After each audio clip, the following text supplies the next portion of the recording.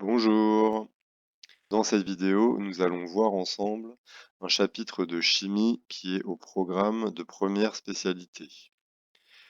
Ce chapitre traite de l'évolution des quantités de matière lors d'une réaction. Nous allons tout d'abord commencer par parler de ce qu'on appelle l'avancement d'une réaction. Et pour cela, nous allons partir ensemble d'un exemple de réaction chimique. Cet exemple, c'est celui de la réaction entre le diode et les ions thiosulfate. Alors, ce que vous voyez ici, c'est le schéma d'une expérience dans laquelle on a fait réagir du diode en solution aqueuse. Donc ici, vous voyez que c'est une solution qui est de couleur jaune. Et on fait réagir cette solution avec une solution qui contient des ions thiosulfate. Et ici, vous pouvez remarquer que cette solution est incolore. Lorsque la solution de diode entre en contact avec la solution de thiosulfate, on observe que la coloration apportée par la solution de diode disparaît très rapidement car le diode est consommé. Il réagit avec le thiosulfate. Alors, maintenant, je vais écrire l'équation de la réaction. Donc, nous avons du diode I2 qui réagit avec des ions thiosulfate S2O3 2- pour donner des ions iodure I- et des ions tétrathionate S4O6 2-. Quand on écrit une équation de réaction, il ne faut pas oublier de rajouter les coefficients stoichiométriques. Donc ici, je vais utiliser une couleur différente pour chaque espèce chimique et je vais également indiquer même quand le coefficient stoichiométrique est 1. Donc, pour I2, je vais utiliser du rouge, donc nous avons 1 I2. Pour les ions thiosulfate S2O3-, je vais utiliser du bleu, donc 2S2O3 2-. Pour I-, je vais utiliser du violet, 2I-.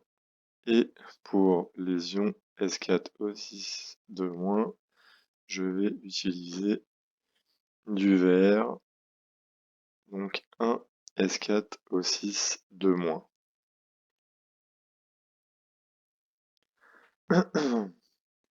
En effet, ces coefficients stoichiométriques sont très importants puisqu'ils nous indiquent les proportions dans lesquelles réagissent les réactifs.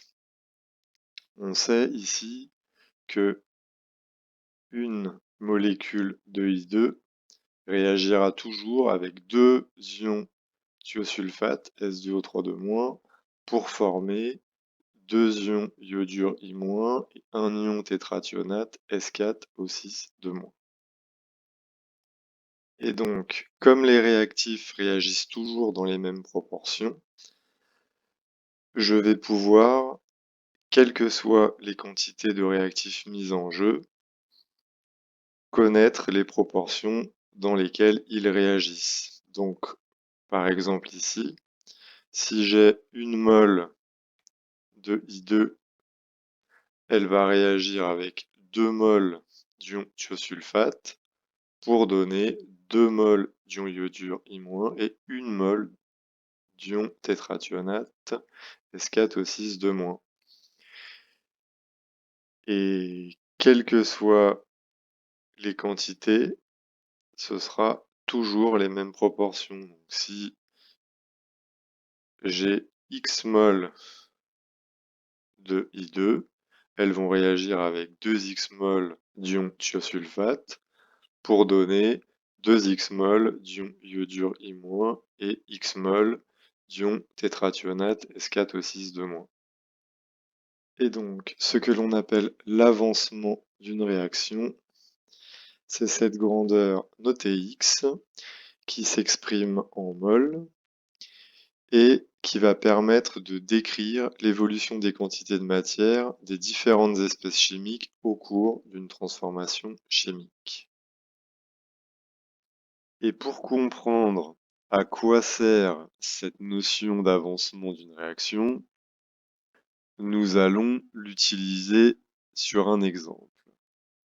Prenons l'exemple du système suivant dans lequel on va mélanger 1 mol de diode et 4 mols de thiosulfate. 1 mol de diode ajouté à 4 mols d'ion thiosulfate. Et nous allons étudier l'évolution des quantités de matière au cours de la transformation grâce à ce concept d'avancement de réaction. Nous avions déjà écrit précédemment l'équation de la réaction correspondante, ce qui nous avait permis de dire que lorsque X mol de I2 réagissent avec 2X mol de S2O3 cela donnera 2X mol de I- et X mol de S4O6 Nous allons donc maintenant utiliser cela dans le cas du système que nous étudions. Et pour cela, nous allons utiliser ce qu'on appelle un tableau d'avancement. Un tableau d'avancement décrit l'évolution des quantités de matière d'un système chimique de l'état initial à l'état final en fonction de l'avancement de la réaction. Un tableau d'avancement se présente de la manière suivante. On va tout d'abord écrire l'équation de la réaction. Donc dans notre exemple ici, on retrouve l'équation vue précédemment. Et ensuite, dans cette partie-là du tableau, nous allons retrouver l'état du système et l'avancement en mol. Donc par exemple, à l'état initial, la réaction n'a pas démarré, donc l'avancement vaut 0 mol. Ensuite, dans cette partie-là, on va faire notre bilan de quantité de matière pour chaque espèce chimique de la réaction.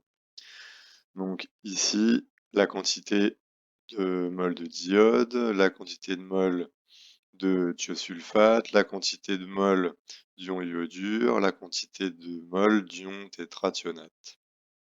Nous allons donc maintenant compléter le tableau. Donc, dans l'exemple que nous avons pris, nous avons au départ 1 mol de I2 et 4 mols d'ion thiosulfate. Tant que la réaction n'a pas démarré, à l'état initial, nous n'avons pas d'ion I- ni d'ion S4O6-, donc leur quantité de matière est nulle. Maintenant, l'état intermédiaire est un état fictif qui peut correspondre à n'importe quel instant de la transformation. Et cet état intermédiaire est caractérisé par un avancement dont la valeur est notée X. Donc, là, la réaction a démarré, l'avancement vaut X. On sait donc que pour X mol de I2 qui ont réagi, on aura 2X mol de S2O3 qui vont réagir pour former 2X mol d'ion I- et X mol d'ion S4O6-. C'est ce qu'on a vu tout à l'heure. Donc maintenant ici, si on fait le bilan des quantités de matière pour les différentes espèces chimiques, on va avoir pour la quantité de matière de diode, on avait 1 mol de diode. Et donc si X mol de diode ont réagi, la quantité restante, ça va être 1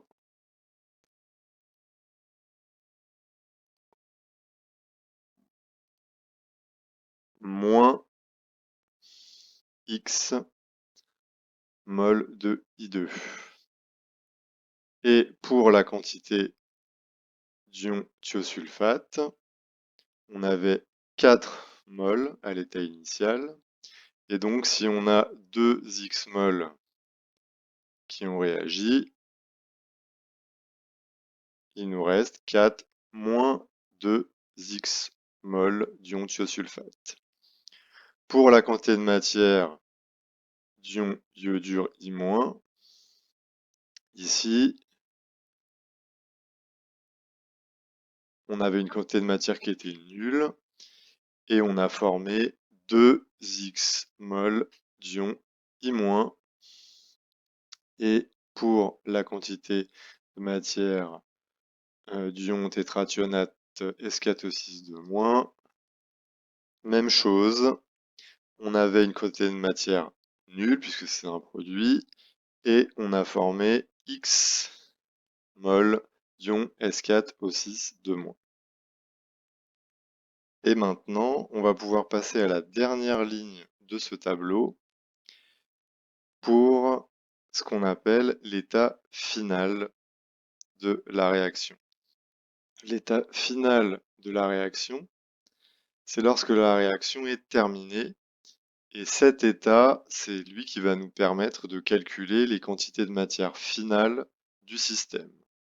Donc, pour cet état, on appelle l'avancement en mol XF. Donc, pour un avancement en mol qui vaut XF, on va compléter notre tableau. Donc là, c'est la même chose que précédemment. Quand on arrive à la fin de la réaction, il nous reste 1 moins XF mol de I2. Il reste 4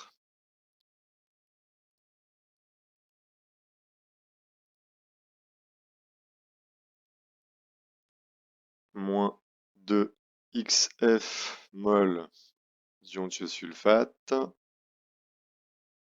On a formé 2 XF mol d'ion I- ainsi que XF mol d'ion S4O6-. Notre tableau d'avancement est complètement rempli. Cette première vidéo sur l'évolution des quantités de matière lors d'une réaction est terminée. Nous verrons dans la ou les vidéos suivantes comment exploiter ces tableaux d'avancement pour différents cas de réaction et notamment celui des réactions totales. Merci à tous d'avoir regardé cette vidéo. N'oubliez pas de vous abonner et si la vidéo vous a plu, de mettre un pouce bleu. À bientôt!